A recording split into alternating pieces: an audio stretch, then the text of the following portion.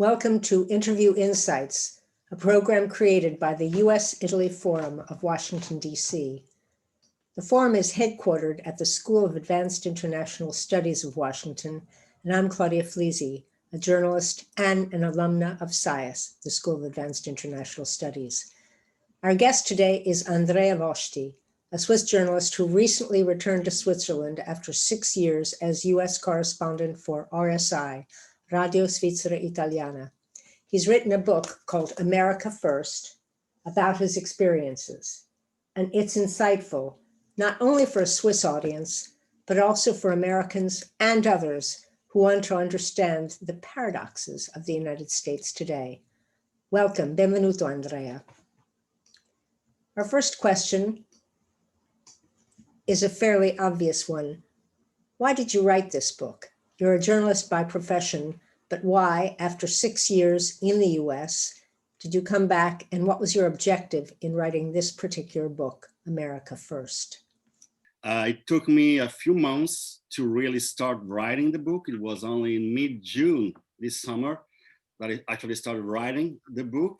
And the goal was to record in writing these extraordinary years for me personally, because it has been a great experience to be correspondent in the US, covering the US, the last term of Obama, the first years of Donald Trump, this revolution in politics. And it was also extraordinary times for myself because my daughter was born in the US. So I wanted to blend this biography and the chronicle of this politics, crazy politics of the last few years into a book. And then this is how America First was born. Right, so sounds good. And what image, I know you had been to the US before you came in 2013 as a correspondent. What image or images did you have of the US before then? And were they affected by the election of Obama in 2008 and or 2012? Well, in my book, I quote an Italian journalist and writer, Beppe Severini, who did write a book about this year in Washington, DC as a correspondent as well in 1995 right. For an Italian newspaper called then La Voce. And he said something like this: in America, you never arrive for the first time. It always feels like you're coming back because the book we read, the movies we watch, this TV series shapes our perception, our vision of the United States in a certain way. And it's true that many times we often tend to see the US through stereotypes, gun lovers, hamburger eaters. And when we only living in the US, you can realize and get to know the the nuances of this country. And I think that what happened in 2008 with the election of Barack Obama is that as a general way of seeing things, I think the US came to be perceived as closer to our European way of thinking. So more open to the world, more inclusive at the social level.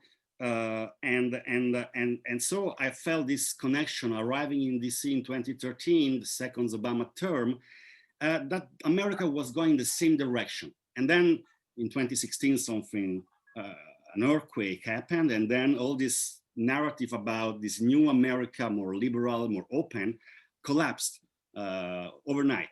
And so being correspondent and living in the US during those 6 years was almost like traveling across two different countries.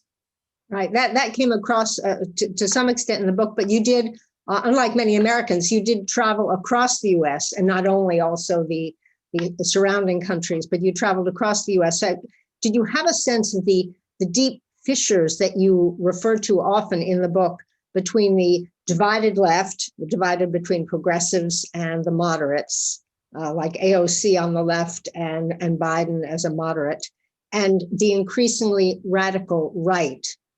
Did you have any sense of that? Because obviously you expressed surprise at the election of Trump, as did many, including to himself. But did you have a sense, since you had done a lot of traveling as a journalist, you were having some idea that there were these fissures, but were they as dramatic as you had preconceived? No, I knew that the country was divided along social, racial lines, economic lines between cities, urban areas, and rural areas, but not to this extent, not to the extent that we have seen over the last 3-4 years, or since 2016. It has been a trend that in the right, in the Republican Party, has begun in the 90s with Fox News, with Newt Gingrich as the House Speaker, and among the Democrats, it's pretty recent. In fact, only with Bernie Sanders, the Sanders revolution in 2015, 2016, and now with Ocasio-Cortez, this fixture within the left and the Democratic Party is more visible and more evident. But no, I didn't have the feeling when I came to the US in 2013 that America was so politically divided. And then what Trump did was to take these trends to the extreme, to the point that today there are two Americas that cannot talk, cannot understand each other.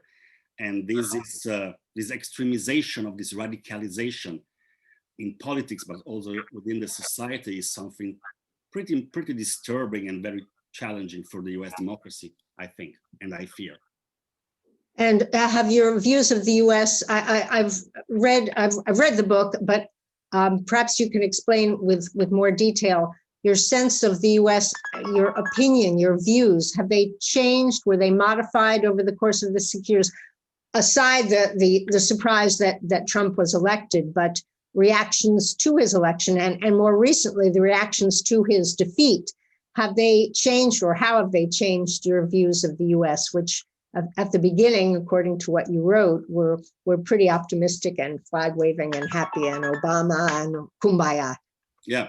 As I said before, it was like traveling across two different countries. And what was striking to me in 2016, when Trump was elected for the first time, for the only time, was that most of the Trump supporters were very decent people and reasonable people that just wanted a change, because they had such a deep distrust in establishment politics on both sides. And many of those who did vote for Obama in 2008, they then switched, they flipped, and they vote for Trump. So it's quite an extraordinary journey in terms of, if you think about politics from Obama to Trump. But this showed that the main thing that people wanted, that were craving for, was something new. And Trump, as Obama did in 2008, embodied this novelty.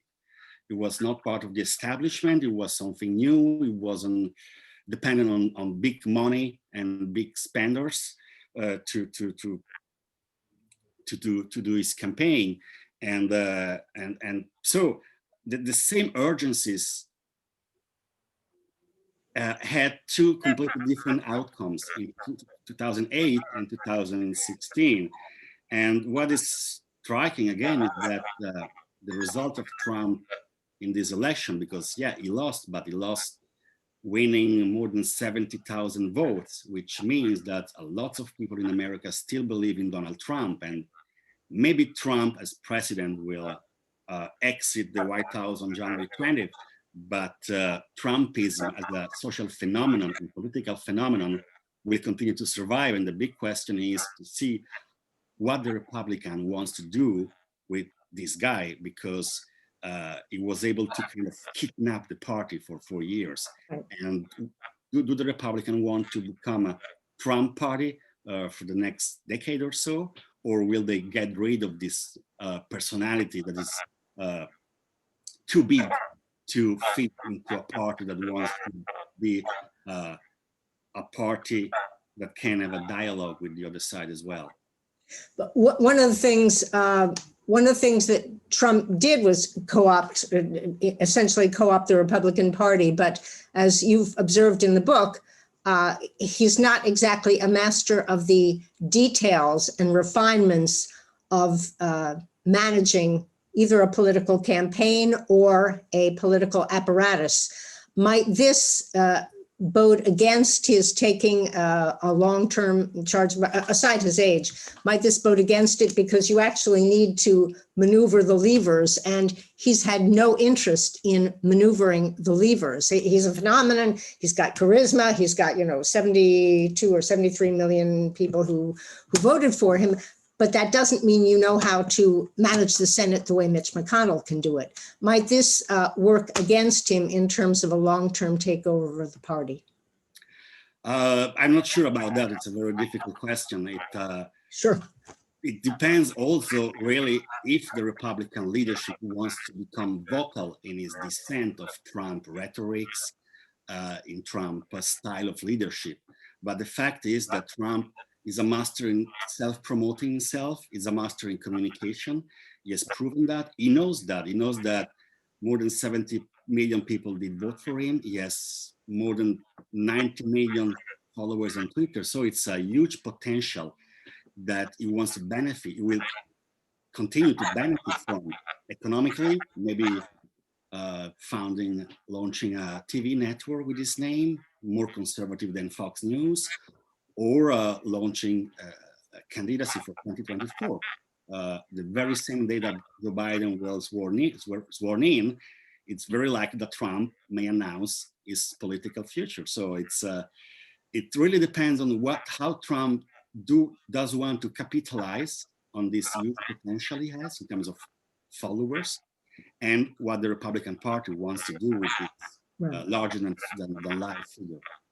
But it's not only the Republican Party. For example, in the election of 2020, as you well know, more Latinos, and not only Cubans, obviously Cubans who tend to be Republican voted for Trump because they vote for Republican regardless who's at the head of the ticket. But Latinos in general, white women, the percentage of white women moved from 52% to 56% of white women voted for Trump from 2016 to 2020, and Black men by a very small margin, but the percentage of Black men who voted for Trump increased from 2016 to 2020.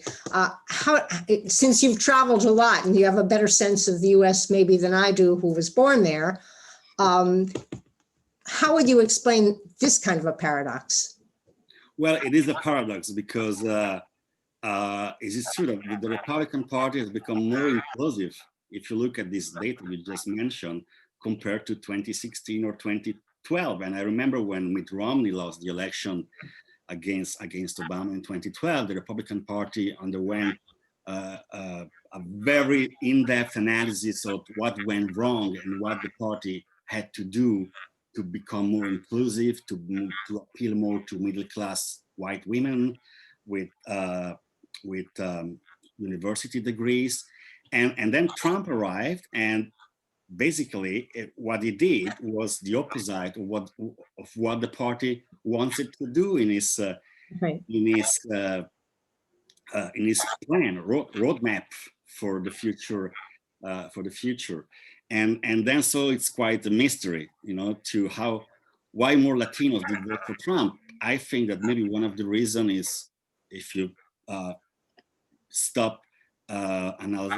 if you just stop the economic analysis of Trump presidency in February 2020, so before the pandemic, it's true that, we have the lowest unemployment in 60 years among all racial categories, 3.5% at the national level. So I think that people believe this narrative that Trump is a job creator.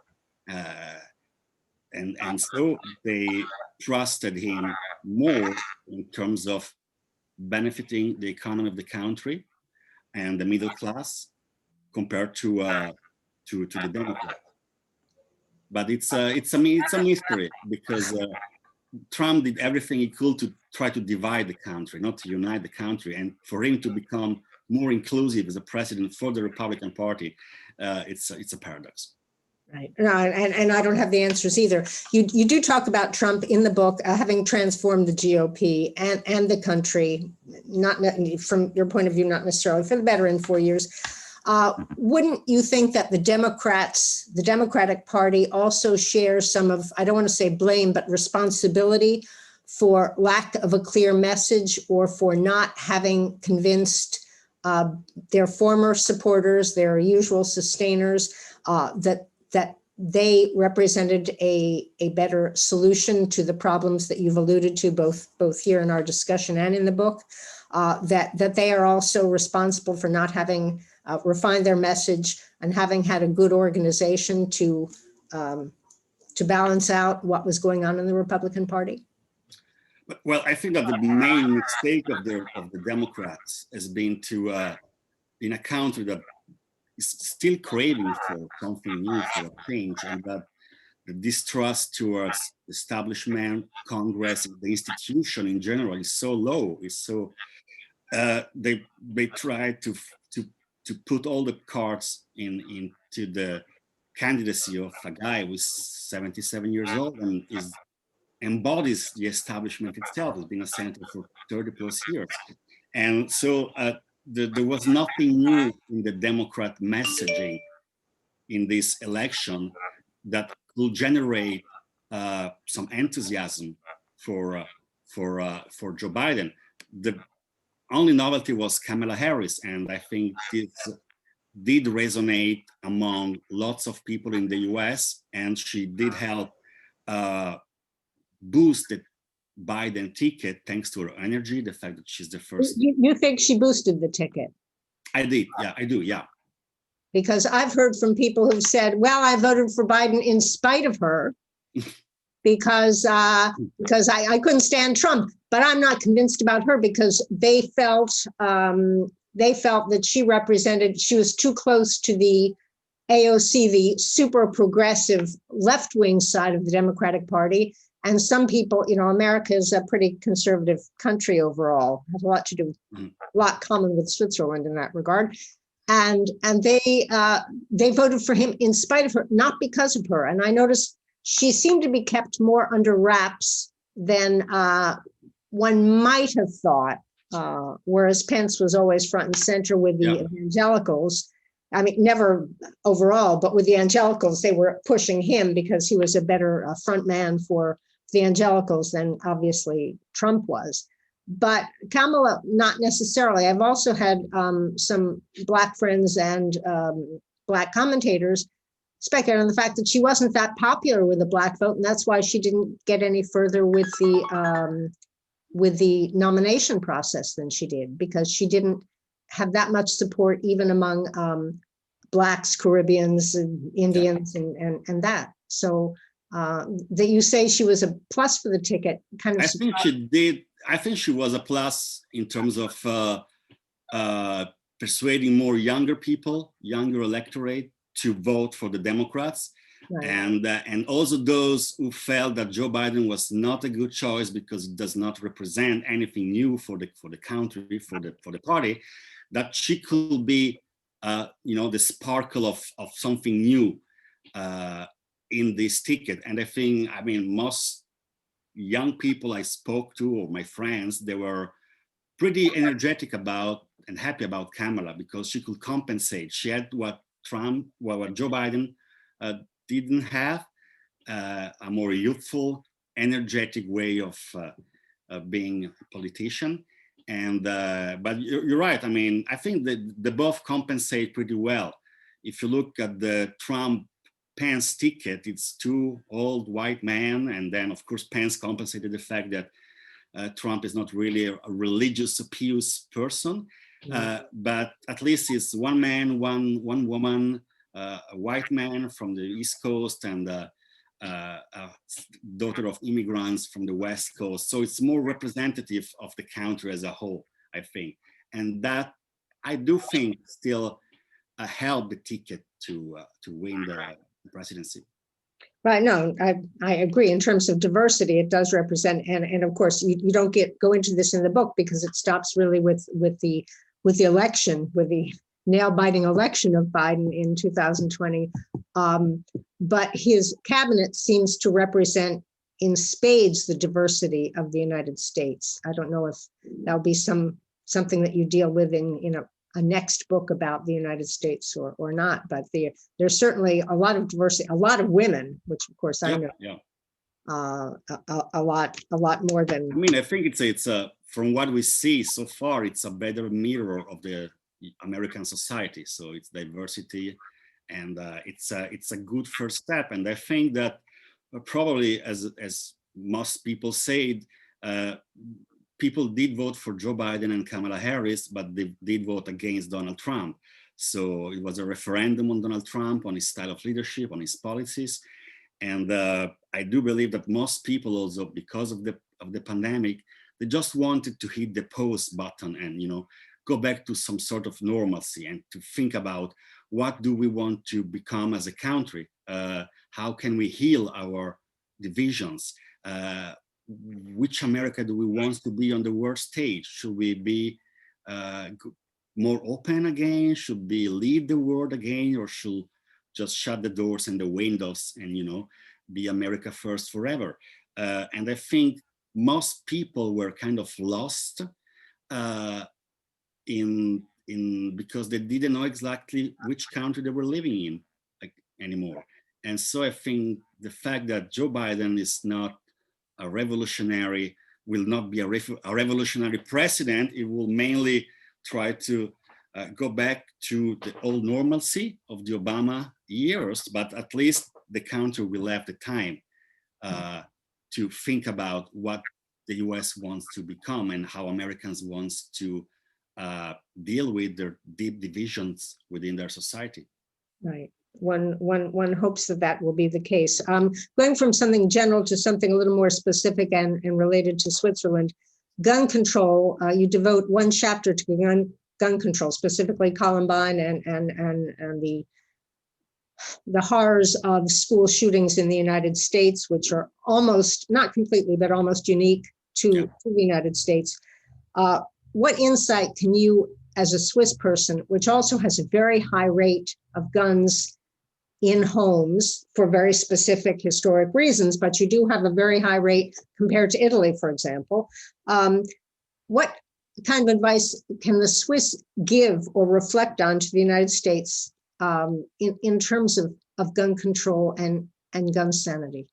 Yeah, it's true, because besides from the tragedy of the mass shooting in the US in schools, and not only in schools, it's true that Switzerland has one of the highest per capita number of guns, because every man that serves the army, and serving the army is mandatory. It used to be mandatory when I was in my 20s, and now it's more social civil service is more common and accepted. But back then, every man had a rifle, and he used to carry the rifle on the train to go to serve in the army for which are called repetitions, trainings. But the big difference is that our rifle has to be stored at home, and we have a box of ammunition that is sealed, and it's a felony to open that box of 24 cartridges. So it's a very serious offense to use the military rifle for private use. And so we don't have open carry, as you know. We don't have guns in schools. We don't have guns in supermarkets, in the streets. We cannot, go to a rally, as it happened to me to see in Texas or in Arizona, where you're surrounded by people with rifles and AK-15, and it's quite crazy. So it's a totally different philosophy. So we don't see guns or weapons as a tool to defend ourselves. It's a tool to defend our country in case of need, but not to defend ourselves, our private space. So it's a totally different approach. And I understand that the history of the United States, because before the federal police or the local police or the state police were born in place, only private militias were needed to defend the properties. And so that's how the Second Amendment was so deep-rooted into the American society.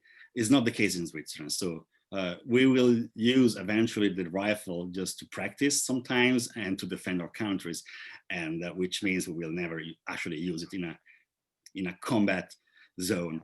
Given as Switzerland is such a small country, that it's really hard to make any direct comparisons with the problems with arms in the US. But I was wondering if you had any perspective on that, because it is an almost irresolvable problem, but it's a huge problem. And you having a daughter, she's in school in Switzerland, so she's safe, but if you have children in the States and you realize that they have to go through gun drills.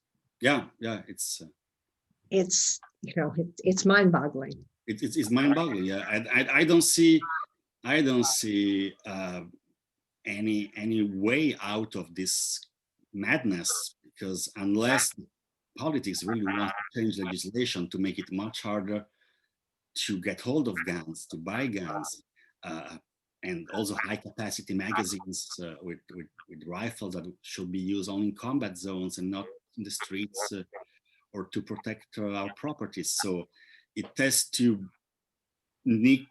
take a lot of courage from politicians, also because that will be inconsistent with what many Americans see. So the right to bear arms is enshrined in the Constitution. So don't take my guns away.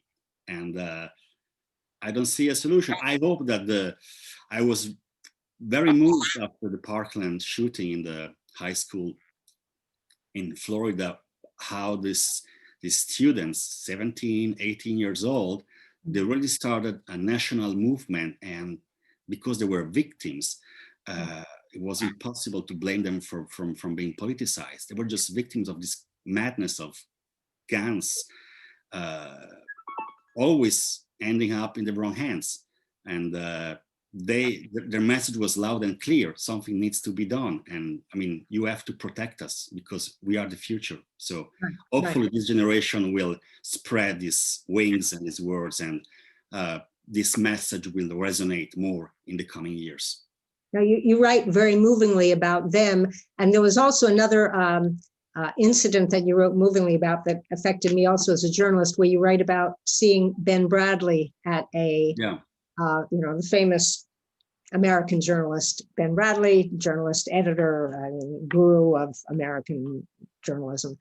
And you write about that with great emotion. Were there any other similar incidents maybe that you didn't write about that affected you equally in terms of being the US experience? Because I'm sure you've had similar things in Switzerland, but something that was, because that really affected me. I thought that was beautifully done, and perhaps there was something else you could share with us that you hadn't written about in the book.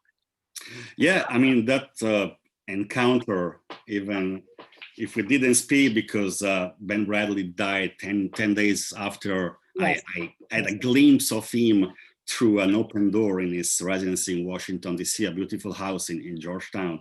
And I knew Bradley was sick, so I didn't want to disturb him. I wanted to take a picture, but I didn't dare asking him. So I just say, "Good night, Mr. Bradley," whispering good night to him. And then 10 days after, he was dead. This icon for legendary icon for all journalists. I think that one of the things that during my 6 years did move me more was a documentary I did, an in-depth investigation I did on the phenomenon of readoption or rehoming, as it is called. Yes, that surprised me. I didn't know about that. I didn't know that. That was a revelation. It was something that really did strike, and I was completely amazed and astonished and appalled that something like that could happen and did happen. So to cut a long story short, basically, for those who who don't know what rehoming means, is young people, children adopted overseas, so mainly from Africa or from China or from Taiwan or other Asian countries, that are adopted by US families. But this adoption do not work out as planned. So the kids, maybe because they have previous trauma they have still to deal and heal from, do not adapt with the new family, the adoptive family. And so this adoptive family, they just switch and exchange these adopted kids of failed adoptions to other families that look for kids. And this is like a black market for children, because it's completely off the radar of the government. And we don't know how many exactly kids are swapped every year, but a lawyer that deals with this drama told me it's probably around hundreds, in the hundreds figures. And I met a few of these person that adoptive kids swap, not twice, but some even 3 or 4 times. So from a family in Minnesota to a family in Kansas to a family in Florida. And the tragic thing about it is that they are called, the philosophy behind it is that, you know, if an adoption is failing, let's just try to see if with another family, a different family, things could work out better. But it's being completely off the radar, and it also opens the way for predatory people, you know, or couple who had their own children taken away from them because they're abusive parents, that are able to, you know, basically buy a child on the internet. And there used to be like Facebook pages or Yahoo pages, groups where people were talking openly about swapping their own kids. And this is something that ended up in a documentary that I did in 2017. And this is the work I'm mostly proud of. And this is, I think, the story that did shock me. That shocked me as well. You talked movingly, you wrote movingly about a girl from Ethiopia, the country I've been to, beautiful, beautiful people, and her story, which you recounted. It was traumatic. I hadn't expected that, with all the regulations that there supposedly are to protect children in the United States, supposedly, that this sort of thing could happen almost completely unregulated, sort of like arms in the U.S.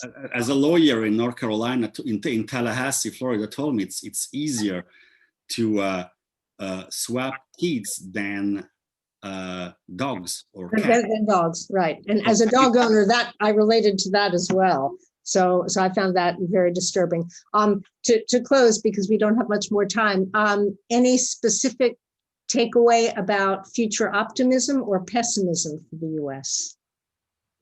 Sorry, say again. Optimism or pessimism for the future of the U.S.? You seem like an optimistic person, so. Yeah, I am. I mean, needless to say that these are pretty dark times for the U.S. democracy, because all what happened after the election with Donald Trump attempt to undermine the results of the election, to denounce, you know, electoral fraud, a vote stolen in a rigged election. I think that one of the quality that I admire in American is their resilience. America is a very resilient country. That was the feeling I had. And Americans tend to be optimistic about the future. They're not afraid. They're not like European, because we tend to be rooted in the past and afraid of the future. Americans do live more in the present tense. And that's what makes the US such a dynamic country and a leader in many aspects, in terms of innovation, in terms of, you know, and many things. So I'm optimistic about the future. I'm afraid about the next few months or years, because we don't know how Donald Trump will try to interfere with the functioning of a normal democracy. We don't know to what extent Donald Trump will be willing to play into the huge divide within the country. And so these are open questions, and I'm pretty afraid about what could happen. But in the long term, I'm very optimistic, because I guess that the resilience of the US is its optimism in the end will prevail. So, and Kamala Harris, to some extent, is the proof that the American dream is still possible. And, this is the America we like to think of. Agreed. And with that note, ending on an optimistic note in a time that is pretty gloomy for a lot of people, no matter where in the world you are. Thank you. Again, this is the book, and it has great insights about the US, spoken as an American and spoken as an Italian, which I also am. It has great insights about the US that I hadn't expected, and also a Swiss perspective, because that comes through in your writing. So thanks an awful lot for joining us, and we'll look forward to your next book. Thank you very much. Wow.